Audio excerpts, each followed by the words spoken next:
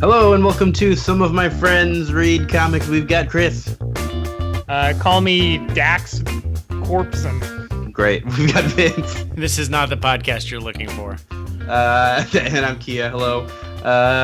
We are talking today, this episode number 69. Yeah. We're talking about some Star Wars. Whoa, we got the Lost Jedi is coming out soon. Last Jedi. Okay. He's been found. Jedi. What's that? Where did Luke go? Who knows?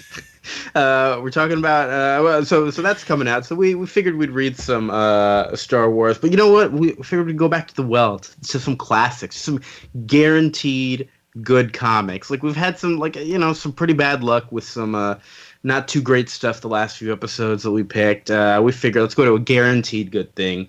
Shadows of the Empire from the mid-90s. Boy, if you had an N64, you remember that snow level, right? Played it over and over again.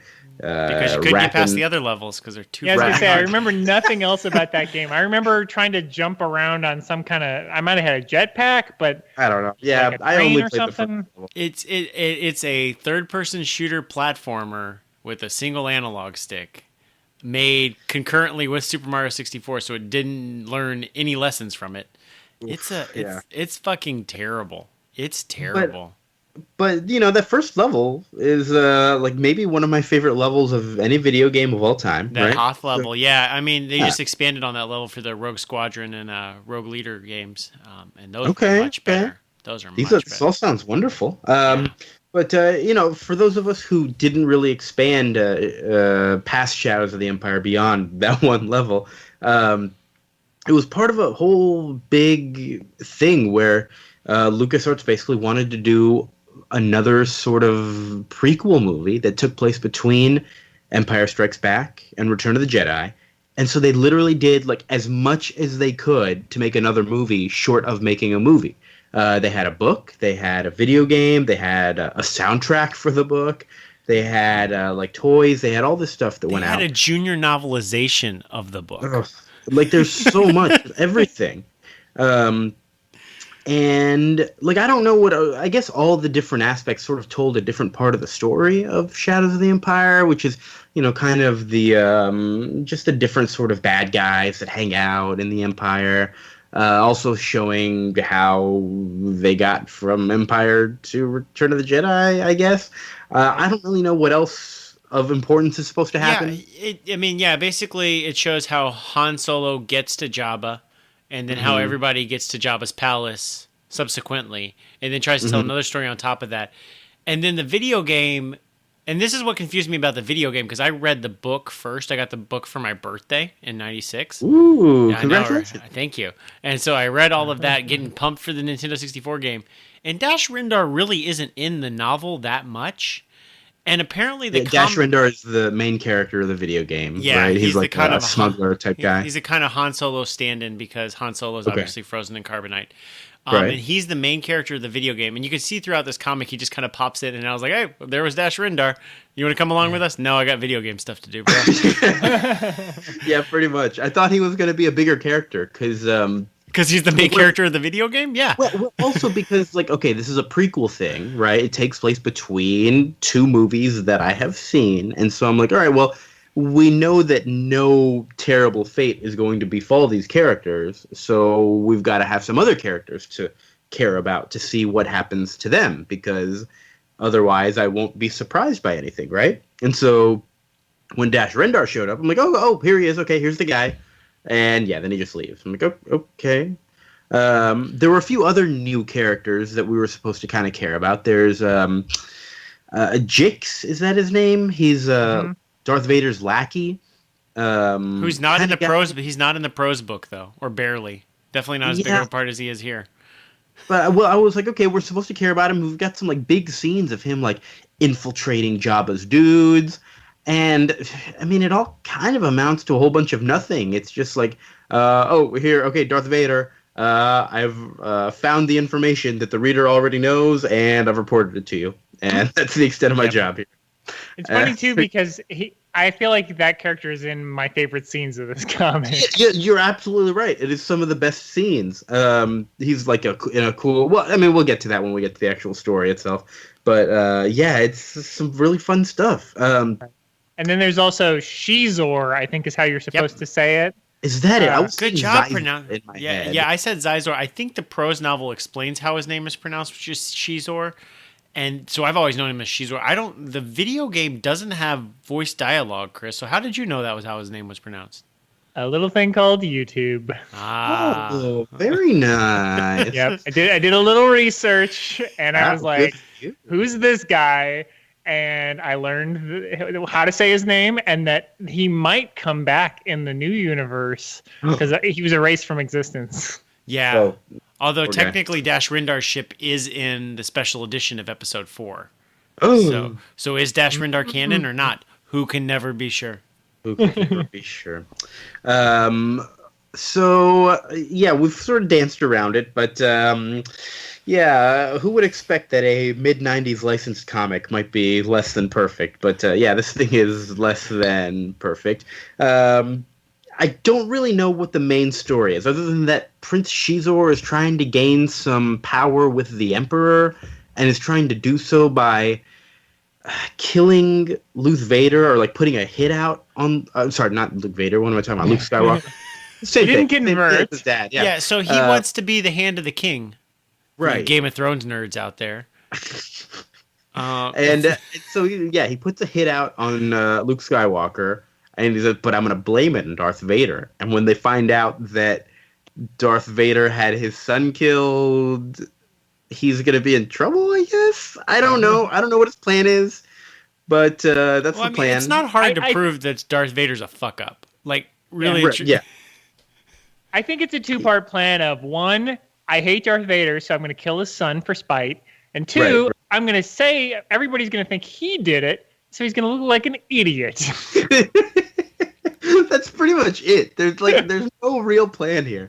Well, there is plans. It's really funny because, like, I guess we'll get into it. There's several times throughout this book where everybody's like, Shizor's like, I have this plan, and then like Leia or somebody like upends that plan, and then he's like, good, that was actually my real plan.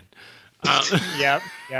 There's a lot of that, and I don't know, but like nobody really. There's a lot of weird little details that all seem to build towards something, but they all just get lost in nothingness. Because I guess maybe it's in the book more, but from the YouTube I watched, I learned that Shizor really hates Darth Vader. So I guess that's part of it. That wasn't made clear to me in the comic that he really hates him. No, the comic just does not pick a character to follow. It simultaneously assumes that you know everything about Empire Strikes Back going into this, while also assuming that you don't know that Return of the Jedi happens. Because all the tension is like, is Luke going to get killed? Is Han Solo going to make his way to Jabba?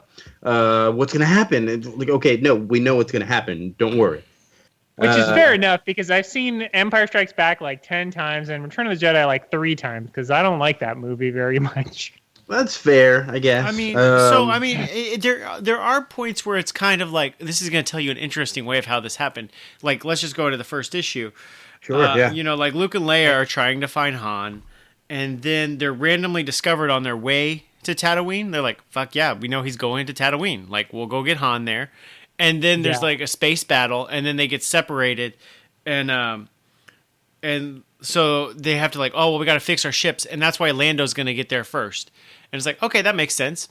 Okay, so that's why Lando was already at Jabba's palace, and Luke showed up late. I got it. But then, but then that's like, not what fucking happens. Psych. You know, and the same thing, Boba Fett. Shows up on Tatooine in the first issue. He shows up on Tatooine on the first issue and is like, you know what? I shouldn't go to Jabba yet. I should hang back. I mean, I guess technically he gets attacked and that's his reason, but it's still stupid because it's like, you know what's going to happen, but they're like, not yet. Yeah, the big tension is, is he going to escape from... Nope, it's not. It's Han Solo is going to stay stuck with Boba Fett until he gets transferred over to Jabba. Yep. Well, and like Darth Vader's like, I wonder where Luke's going to go, where we can find him. Maybe Jabba's palace? Maybe. Maybe. I mean, he's gonna end up with Han Solo, like Dodoy. Yeah. Like, if you want to know where all the rebels are going, it's to get Han Solo. Yeah. The best part, I think we were talking a little bit about it, is in the second issue when we meet Jix. It's kind of at the beginning. Darth Vader is sparring against a robot, which is kind of a weird image. I didn't expect to see Darth Vader doing that, like training. Darth Vader just seems like the type of guy who doesn't need to train. Like, he's done and he's perfect, and it sort of weakens him a little bit to see him doing that. I don't know. Well, I mean, if you want to we're talking. Darth Vader is a huge fuck up in this universe. Like, he's the only person that survived the greatest military disaster of the galaxy with the Death Star explosion. He's the only guy who survived that. He's just the rebels escape at the beginning of Empire. He lets Luke Skywalker get away. Read Kieran Gillen's most recent Darth Vader series to just see how much of a fuck up Darth Vader is. Like, it makes sense with how Hayden Christensen portrayed Darth Vader as not very good at his job. Like, it's kind of funny, and so that characterization matches perfectly with how I see him in this book. I'm like, yeah, Shizor's like, Darth Vader sucks. I'm gonna be a much better second in command. Let's get rid of Darth Vader. So, in that context, I still think this could be continuity. It'd be totally fine. All right, that's fair. So Darth Vader tells his friend Jix, his right-hand man Jix, I don't know where he got this guy from. He's just there all of a sudden.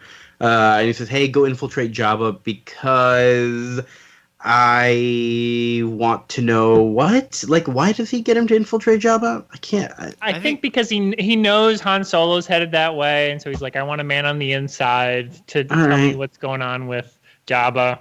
Yeah, because I assume Luke's going to head over there. Yeah, once Luke shows up, tell him. Yeah.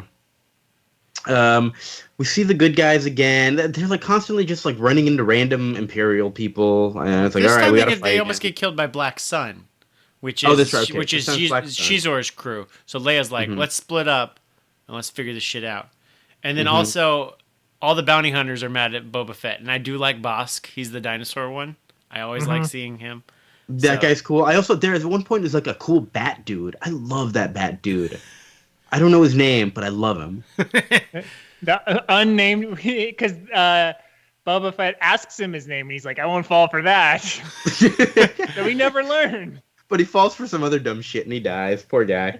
But I do love that bat dude still. Probably maybe my favorite part of this comic. I feel like there are picture of that bat dude. Yeah, I feel like there are a lot of pages spent on Boba Fett escaping from the bounty hunters, though. There are just random bounty hunters attacking Boba Fett. We know nothing's gonna come of it, but there's so much time spent on it. My theory on Star Wars comics is Star Wars has really cool ship designs, and I think you can get an artist to draw really good ship designs, or you can get an artist to draw the characters well, but they still kind of have to look like the real person selves, which is, I think, a tall order for most artists.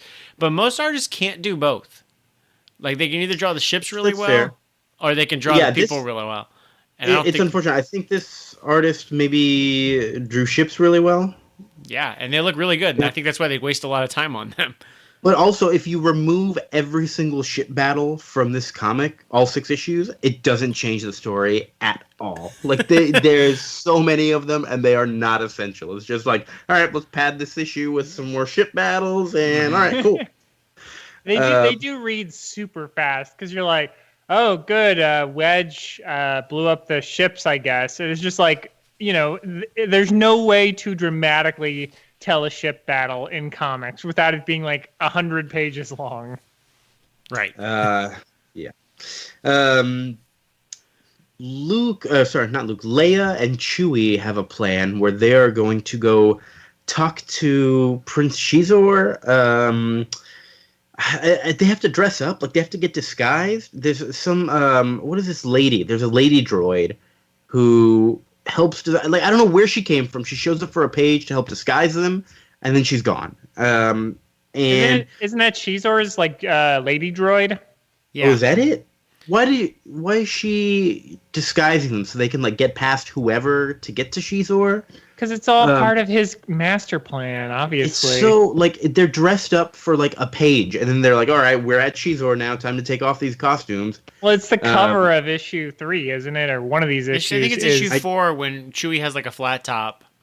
Yeah, that flat top is great, but he's disguised as a different Wookiee. Like I don't know. I mean, to me that's a very clear like 70s comic book trope of like, well, here's a cool cover, and then they're like, oh yeah, I guess we should write that in at some point. Yeah, I mean, I know in the prose book, it was a little sexy for my 11-year-old brain. What they spent a lot of time describing Leia's sheer outfit and Shizor's sheer outfit, which was confusing to me. Yeah, there's an unfortunate moment that we're about to get to here. I think that's in issue 4. I think though at issue 3, so Jabba meets Jix in issue 3, and I only really want to mention this because because the guy who gets him in is a guy named Big Jizz. This guy's great. They have like a cool motorcycle race or whatever it is they drive, and it's like a fun little moment where Jix cheats, and this guy is like, swoop bikes. You see it? But that's right, swoop bikes. There's a level in the video game for it. But they like he cheats and goes, I like guys who cheat. You're in my gang now, and this guy like vouches for him as well. Like, no, I trust this guy because he's a fucking cheater, I guess. I love it too because I know like the prequels go crazy with like 50s diner aesthetics. Mm-hmm. But this guy is just straight out of like a 50s biker movie. He really is. Like he literally says ha ha. Like the whole race sequence is told very well, drawn pretty well. Like I really just enjoyed everything about it. Yeah, just this whole gang. Even later when Jix kind of like turns on them and he has to murder one of them, it's like like he kind of feels bad. Like those are some of the best moments in the comic. You're right, Chris. It's just like and Big Jizz is vouching for Jix. I have some more to explain about his name. And Jabba's just there holding a fly swatter the whole scene, swatting at flies. Like he's got a little fly swatter in his hand, which is the silliest image I can think of. It's real dumb, and I like it. But I looked up more about Big Jizz because I was like, is he big enough to be on Wikipedia? And he's got pages. Well, not like big enough. Everything is on Wikipedia. It's a very long entry. You'll be surprised to know his real name is not Big Jizz. It's Jizz Man. Oh. All right, great. But he makes several other appearances in other things. So if you ever want to look up him, you can either look him up by Big Jizz or Jizz Man on Wikipedia. Right. Wow. Good to know that Jizz gets all over the place. And I do like that scene too because Jizz goes to help himself to some of Jabba's food and he fly swats his hand. I also love Jabba's Rancor in that scene. It's just drawn very like erratically, and it's like I really just enjoy it. It's like it evoked a great emotion out of me. I don't know if that's the right word. Whatever. And meanwhile, Shizor is like telling his lady droid that like I'm gonna help the rebels because it's good to play both sides, just in case the other side wins, right? But yeah. I think we learned later that's not his plan. That was just like a lying scene for nobody's benefit because he's like firmly in the Empire camp. Right. He just wants them to trust him, so he's going to give them the Death Star plans as part of a bigger plan to screw them over. Right, which is also the Emperor's plan. That we learn obviously in Return of the Jedi that the Emperor wanted the Death Star 2 plans to be leaked so all the rebels would show up and then he could murder them all. But I like in this scene because Vader's like, we're just going to give them the Death Star plans? And the Emperor's like, yeah. And Vader's like, that's stupid. And I really like that the Emperor is like, I got my own plans here, Vader. You're a dum-dum. Just shut up right now. But at least like realistically, like somebody's questioning the Emperor in this world, in this universe. Like, is this a good idea? Yeah. Yeah. It is very, I mean, this was... 2 years before or 3 years before episode 1? 3, yeah. So, 3 years. So, but I think at least 2 years was effects. I mean, I think they had the script at least mostly done by this point. If you can call it definitely, that. Shizor and the Black Sun definitely reminds me of the Trade Federation. And then it's like, you know who's also evil and playing both sides? These Asian capitalist guys. Ooh. Yeah, interesting. For a second, I thought maybe they were the same thing. I kept being reminded of the Trade Federation just because it was very, very similar. I'm kind of surprised they weren't tied in and just like used the same people for both. Yeah, that would have been way smarter. Mm-hmm. Man. Anyways, this weird reptile. We haven't really mentioned it. Prince Shizor is an alien. He is kind of green and reptilian. He's got a big. He seems to change colors sometimes. Yeah, he can change colors when he's flirting with Leia. He's all bald except for like one like black ponytail that comes out of his head. Mm-hmm. Yeah, so there's a very unfortunate scene where Leia appears to be under some sort of a spell, maybe some sort of a drug as well, or is it just like pheromones that he's letting off? I don't know. I think it's pheromones, but she thinks she's being drugged until she realizes it's just him. And it's very date rapey. It's like, especially when it's the only female character in the whole book, and it's like, all right, this is what you're going to use them for. Great. I know. Right. I do like the scene. She's like, well, now that I know you're trying to like chemically drug me, now it won't work. And I'm like, that doesn't make any goddamn sense. Yeah. And even in the story, she's like, no, that doesn't make any sense. My powers will still overcome you. And I'm like, okay, good. Yeah. Like, at least logically. Yeah, Chewie comes in with his awesome flat top to remind her that, hey, you don't love this dude. Get out of there. Which is cool. Yeah. Also, I should mention, just as from an aesthetic point of view, and I know nobody cares, but Dash and Shizor's designs reminded me a lot of Rob Liefeld's original designs for Cable and his original nemesis, Gideon. Ooh. Where I don't know who Gideon is, but Dash... Go ahead. Cable with his big old shoulder pads and his bandoliers reminded me of Rendar. And Dash then Gideon look very Cable-y, yeah. And then Gideon is a bald guy who has a big old ponytail that just comes out of the top of his head because he's like a samurai or something. Yes, I do know that guy. Okay, yeah. I'm looking up Gideon right now on Google, and this checks out.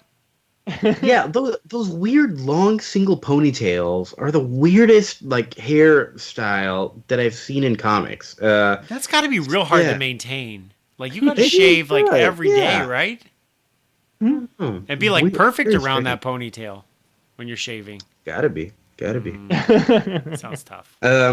So what else happens? Everyone meets up, I guess. Well, there's a pretty fun bike chase where the swoop gang finds Luke, who I assume this was in the book because he's like, building that lightsaber sure was hard work, and you're like, what are you talking about, Luke? Yeah, they spend a lot of time on that in the prose book, which I was trying to remember. It was like there's 3 crystals involved. I couldn't remember what book I had read where he had to rebuild his lightsaber, but I guess obviously it was this one. Yeah, so he mentions, I just spent like hours building this thing, and then the 50s biker gang shows up, and it's pretty cool because I really like the way the scene is done because Jix has to pretend to be somewhat incompetent, but he's not like letting the cat out of the bag. Mm-hmm. So he like takes a warning shot at Luke, and Big Jizz is like, "What are you doing? We could have snuck up on him if you hadn't just shot at him." He's like, "Oh, sorry." And then like Luke gets captured by all these folks as well, and this is another one of those times where I'm like, okay, here's where something interesting is going to happen. Like Luke's locked up for a little while. He says, okay, I got to escape, and then in the next page he just escapes. I'm like, oh, okay. Yeah, I can't tell if that's just like bad storytelling because I don't remember the prose novel very well, or the like perils of trying to adapt a 300-page prose novel into 144 pages of comic, and then also similarly wasting a lot of pages on Boba Fett, which isn't in the comic. The weirdest thing, especially, and this is the scene that made me realize it, is just how terrible this comic is at cliffhangers. Like you kind of expect to like care from issue to issue, like what's going to happen next. With the cliffhanger with Luke, he's locked up. He escapes by using his Jedi mind tricks on the guard, and he says, "Oh, I'm getting better at this." And that's the end of the issue. End of issue, yeah. End of issue right there.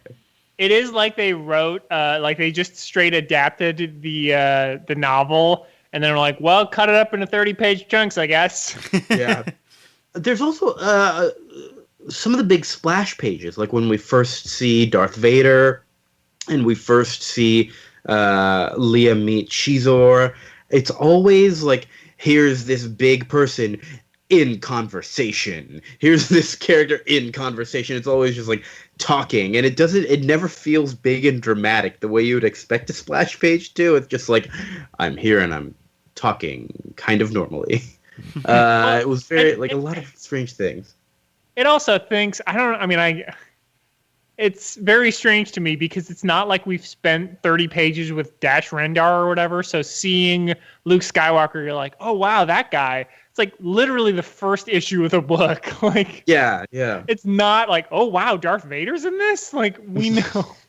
We know Darth Vader's in this. So Lando and Dash show up, and everyone kind of escapes together. Oh, there is a dead man's switch where was it Lando who had it? Mm-hmm. Who says, "Hey, if you don't know what a dead man's switch is, like a bomb where you're holding the button, and it's like, okay, if you shoot me, I let go of the button and it goes off." It's very strange because over Thanksgiving weekend, during which I was reading this. I encountered in media 4 different dead man switches in as many days. After not having seen one in a long time, there was some random cop show that we were watching on TV on Thanksgiving, like about a SWAT team, and they ran into a dead man switch. I was watching an episode of Young Justice that had a dead man switch. The new Punisher series on Netflix had a dead man switch. So I was already thinking about this in my head, and then I ran into this one, and I said, oh my god, another one? Except then Lando says, oh, but this one's on a 5-minute delay. So it's not a dead man switch. It's just a regular bomb? Okay. Well, they have two. They have 2, right? The one, if you kill Luke right now, we all blow up. But also we got 5 minutes and we're going to blow up. I have another bomb, right? I thought it's the same bomb with 2 switches. I thought it was the same one. Yeah. Oh, I thought it was 2 bombs. I think it was just one. Oh, okay. Also, I kind of wanted it would just be a dud, but then they wanted to draw the exploding ship as they're getting away, so they couldn't. Yeah, it really could have been. And you don't want to wonder, where the fuck is Shizor during Return of the Jedi? Said no one. But because that's the other thing is that Shizor gets away from that. Mm-hmm. Yeah, I guess from Lando's dead man bomb. Yeah, the same way that Darth Vader gets away from every explosion, just like in his ship, looking tiny, flying away. Like Shizor does the same thing, just like in his ship, looking tiny, flying away as everything behind him explodes. Just for and it is kind of a cool scene, but I mean, we all knew it was coming. Where the rebels are like, "Uh-oh!" Like here's the Imperial fleet, and then it's like, "Oh, good, they're just shooting Shizor's guys. Good, we don't have to fight them." Mm-hmm. And so finally, at the end of these 6 issues, nobody's plan worked, and everything continues on its path as normal towards Return of the Jedi. Right. Yeah, everything is where. Yeah, everything is where it was in issue 1, because issue 1 was basically like, well, you know what's going to happen, right? Wrong. Yeah, it made me really think, like, I thought in my head, like, a lot must have happened in between Empire and Jedi. Now I'm thinking about it, nothing happened. Nothing. Like, I know. Showing these characters get there, and that's it. I know, like technically, there was like I think in continuity there was a year to 2 or 3 years in between when they were looking for Han Solo, but nothing happened. Han Solo got dropped off, and they formed a plan to get Han Solo. That was it.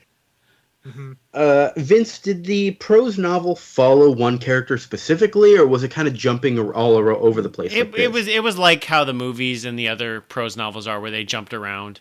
I don't think it was as unfocused as this. Most of the Star Wars novels didn't have just one book, though. They were usually trilogies. I see. Okay. And I mean, I do like kind of like the end where there's no Jedi shit that they're fighting. I like Star Wars stuff where there's not really much Jedi stuff, and I like Luke and Leia and Chewie having to team up to do a fight, because that doesn't happen very often. I probably talked about this when we talked about Dark Empire. Is they don't they're often separated. Like Leia has her own separate stuff from Luke and Vader at the end of Empire Strikes Back. Luke is the one in the spaceship. Obi-Wan Kenobi is the one who has the lightsaber fight. Like Nobody really hangs out that much and does action sequences together. In Return of the Jedi, I know, Chris, you haven't seen it that much, but spoiler alert, they also aren't together much. Like Luke and Vader are doing this. It's mostly puppets. Yeah, but like Luke and Vader are doing stuff up on the spaceship with the Emperor, and then down on Endor, like Han and Leia are doing something else with Chewie. Like Leia and Luke don't do much together ever. So I like that this had a little bit of it. I think some of the other series, because we were thinking about it for Star Wars doing the Heir to the Empire trilogy by Timothy Zahn, because that has a comic adaptation, and that one shows them together a lot more. But yeah, there's always subplots throughout these things. I mean, I guess that's good team book writing where everyone has to be split up. Otherwise, you're just kind of seeing one picture the whole time of like Goonies style. Like we're all going to go here and we're all going to go there and we're all going to go here. Yeah, and, I think it's really tough. I mean, like it's a bit of one, a bit of other. Like I think.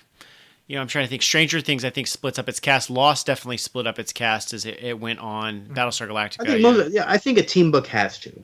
Yeah, it mostly ends up having like 3 or 4, it's A, B, and C plots. One, and now I'm just talking about Star Wars prose books. One prose book I thought was really interesting. It had a blue cover. I think it was part of the Black Hole Crisis trilogy.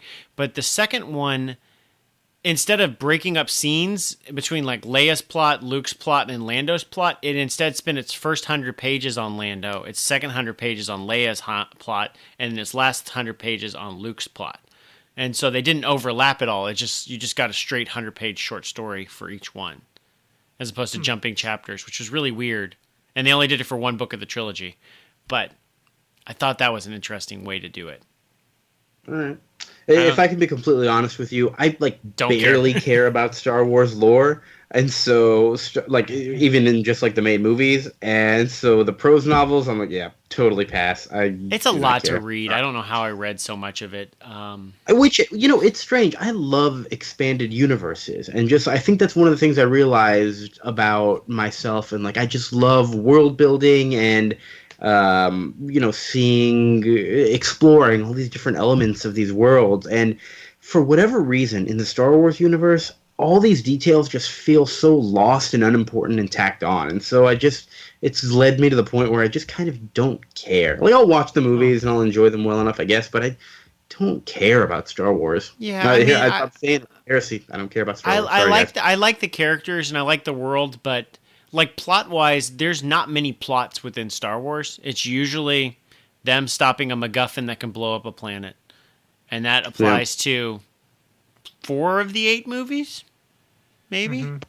Mm-hmm. And most of the books, it's always like the next big badass Imperial. I'm like, you got a whole fucking galaxy, guys. Y'all can do a lot of crazy shit here. And that's a little why I like this Shizor thing, because it almost doesn't feel like Star Wars to have a psychic changeling with a droid that looks humanoid. Like, that's not very Star Wars when you really think about it.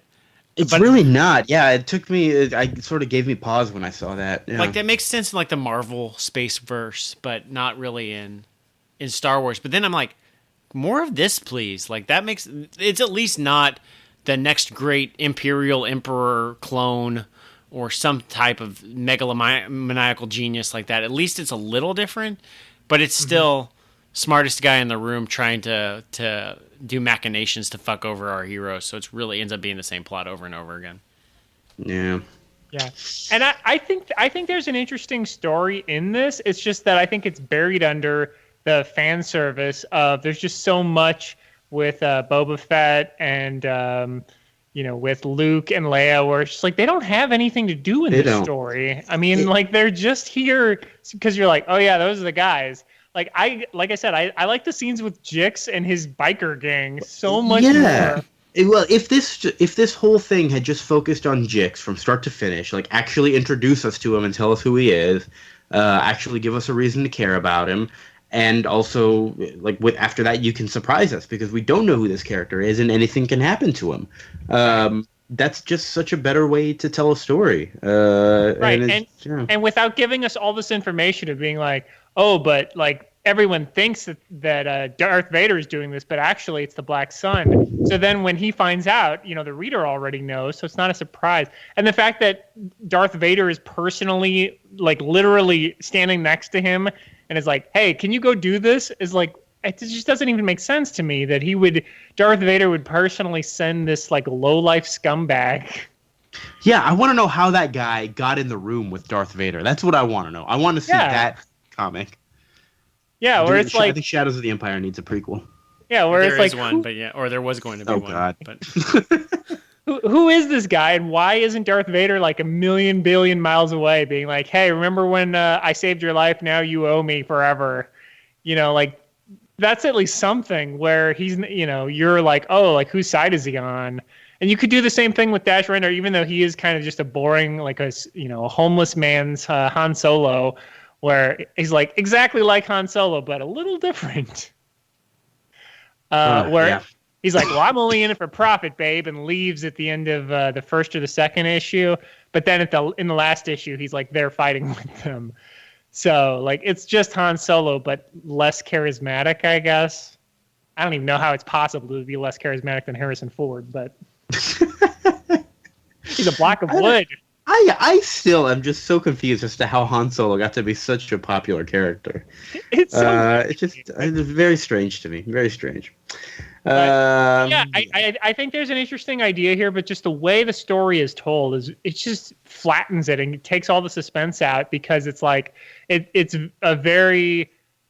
I mean, I guess the target audience they think is very young, but there's no suspense to it at all, and it's written like it's for 8-year-olds. It's very strange. Yeah.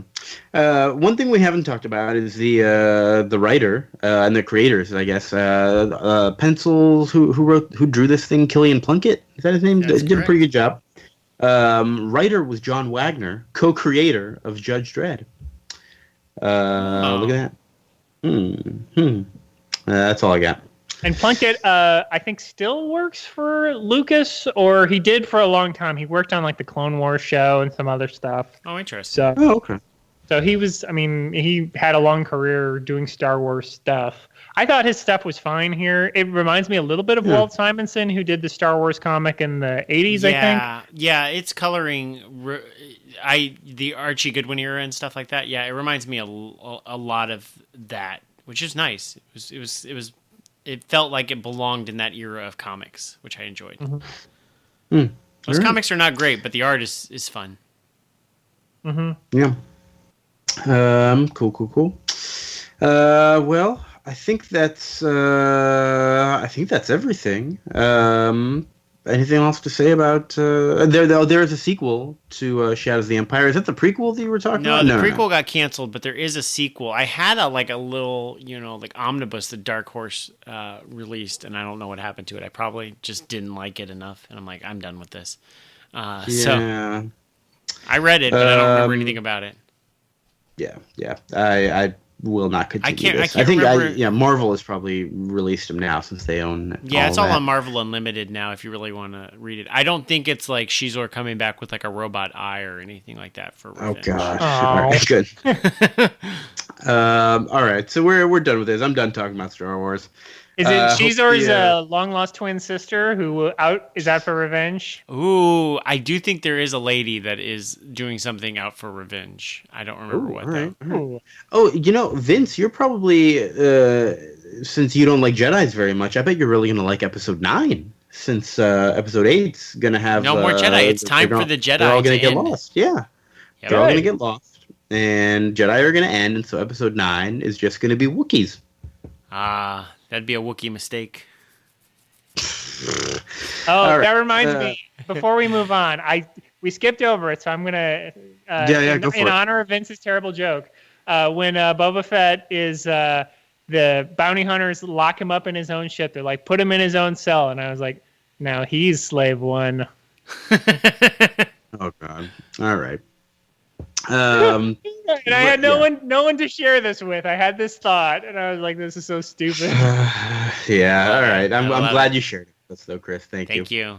So we're done with Star Wars. On to next time. Hey, December, Christmas. What are we doing for our Christmas issue? Did we decide? Ring those bells? Is that no? Ring the bell. We had a double decision. We had two decisions. This is the peek behind the curtain, everyone. We were either going to do Gotham Central Soft Targets because it's good and it's got a lot of snow in it, so it's kind of wintry. Sure. Or we could do a Chris Claremont Kitty Pryde X-Men Christmas story. Oh, we've done a little bit of Chris Claremont way back when. We've never done any Claremont Kitty Pryde, though. Never done any of that. And is that just a single issue? Yes. You know what? And Gotham Central would be like a 6-issue arc? Yeah. It's either 3 or 4 issues. You know what? Maybe should we just do both? Merry Christmas? Give everyone a Christmas miracle? Ho, ho, ho. That's a great idea, Kia. I love Soft Targets. It's so good. Also, okay. It's weird. We are, like, definitely, at least me, I'm way more Marvel leaning. It's been a long time since we did any Marvel on this podcast. We had a few weeks of DC in a row. We had the Star Wars. It's been like 2 months, Time for some Marvel again. But also some good DC. Gotham Central. So yeah, we'll do a double-sized Christmas, magnanimous, fantastic, ho-ho-ho special. Uncanny X-Men number 143 and Gotham Central issues 12 through 15. Oh my god, this is our first official crossover? Is that possible? A DC Marvel crossover in one episode? Well, you know that X sometimes stands for cross. For Crossmas. Oh my god. Yeah. Mm-hmm. Right, Crossmas. Merry Crossmas, everybody. Holy shit. Holy shit. We did do Superman and Muhammad Ali's crossover, so. That was the greatest. Right. And Muhammad Ali is Marvel, and so that makes sense. But this is time number 2. Will Muhammad Ali show up again? Who knows? Will he be dressed as Santa Claus? Muhammad Ali showed up dressed as Santa Claus in these comics. For the Claremont Kitty Pryde issue. I would love it. So, no promises, but maybe Muhammad Ali will show up dressed as Santa Claus. Join us next time to find out. We'll see what happens. Thank you so much for listening. Vince, thank you. I love you. I love you too, Kia. Chris, thank you. I love you. Don't call me Chris. My name is Dax Cobson. I'm out of here. All right. Bye, guys. Love you. Have a good night.